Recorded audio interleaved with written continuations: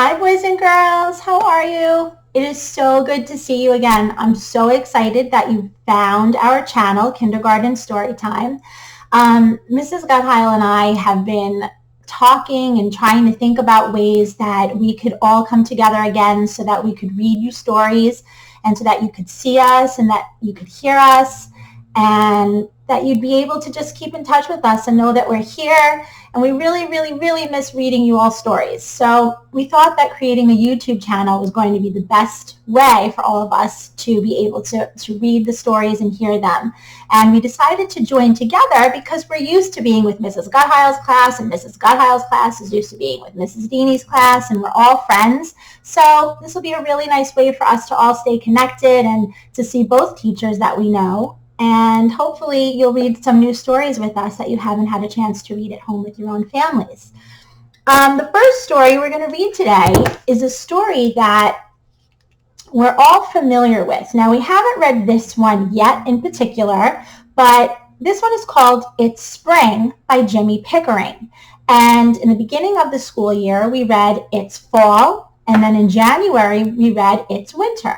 And we have been able to follow these two characters, Sally and Sam, through their journey through each season.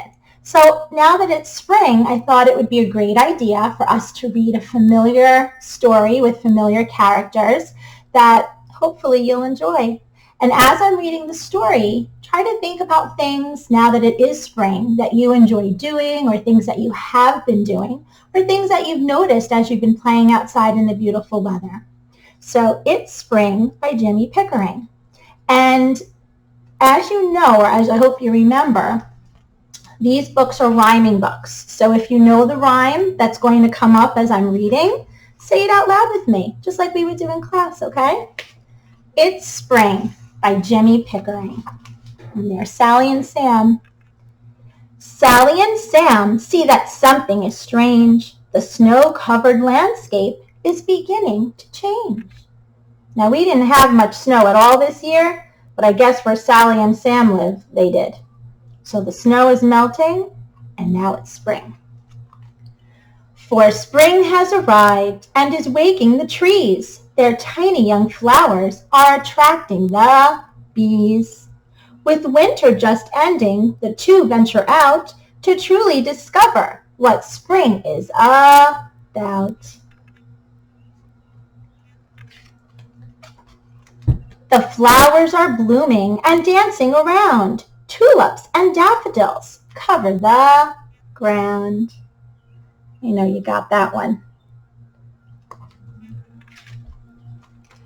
In spring you may find yourself pulling up weeds and tilling the soil for the planting of seeds. I'm starting to do that at my own house now. I'm starting to get some plants that I actually had to order online, and I've been planting when the weather's nice. Now, some think that rain means you must stay indoors, but Sally and Sam think it's fun when it pours. And boy, did it pour the other day. It was raining so hard and it was so windy, but I know that some of you were doing some fun activities inside if you didn't get to go outside. A gorgeous spring day is the time for a treat, and colorful snow cones cannot be beat.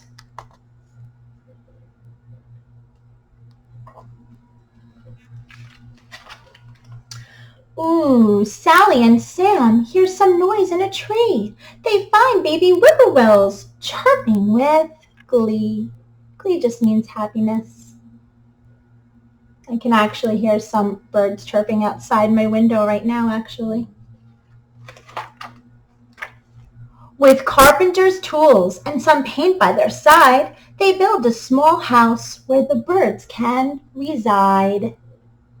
Reside just means where they're going to live.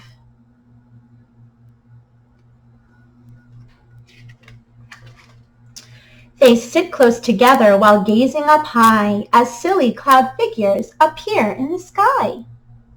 And here you can see there are some dolphins. There's a sailboat. Do you ever look into the sky and see the clouds? Do they ever remind you of anything? I know sometimes when I look at the clouds, I see pictures in my mind of what I think is there. Maybe they are, maybe they're not. That's what our imaginations are for. Ladybugs are lucky, or so Sally's heard, so she makes a wish without saying a word. Sam, on the other hand, wants to play tag. If he could just catch one, he surely would brag.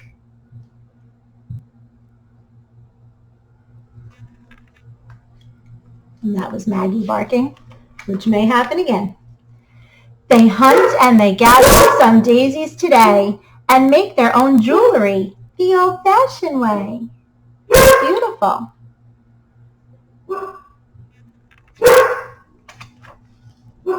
With paper and balsa, they fashion a kite which takes to the sky on a magical flight. Definitely, kite flying is something to do in the spring because it gets windy on some days. Like the other day was super windy. But I think that was way too windy to go outside and fly a kite. Hungry young ducklings are terribly fond of popcorn and breadcrumbs they toss in the pond.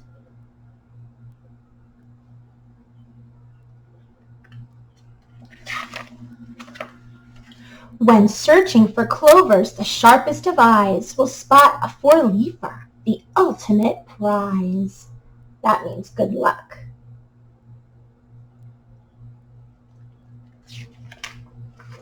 So after this day of discovering spring and seeing what joy a new season can bring, they think of tomorrow, another new day, when they will awaken to spring up and play. Okay. So I hope you liked that story. I always like to visit Sally and Sam every year because I like to see what they're going to do. And it always gives me ideas whenever I read the story of my own experiences of each season. When we read the fall one, it was a lot about pumpkin picking and apple picking. And the winter one was about building snowmen and walking around and catching snowflakes on your tongue. And then for It's Spring, there's a lot of different activities in here that we would do in the springtime.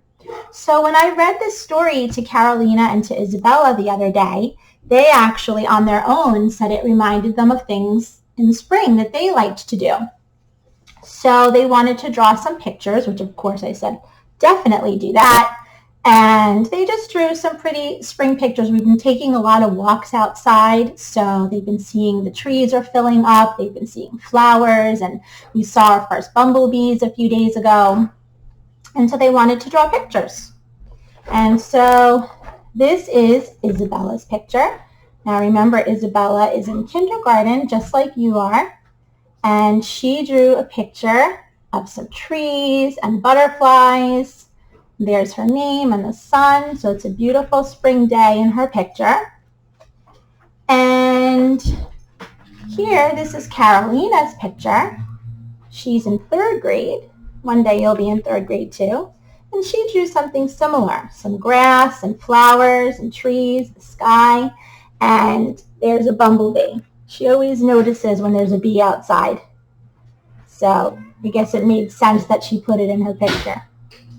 So if you want to, if this book has inspired you like it did for Carolina and Isabella, you can feel free to draw some spring pictures. If you want to share them, we can put them on Instagram, or you can just email them to me if you'd like, whatever you'd like. And we'll see what you come up with. Okay, so I'm really, really happy that I had this chance to read this story to you. I have a whole bunch of books at my house that are just waiting to be read. They were supposed to come to school with me so I could read them to you in the classroom, but I'm going to be really happy having the chance to read them right here in my house to you. As long as I can share them, that's what means the most to me. So I hope that you enjoy them. Oh, Maggie's here, sorry. And I will see you soon, okay? I'll see you soon, and I'll let your parents know when we post the next Read Aloud video, okay? I miss you all, and I hope you have a great day. Bye.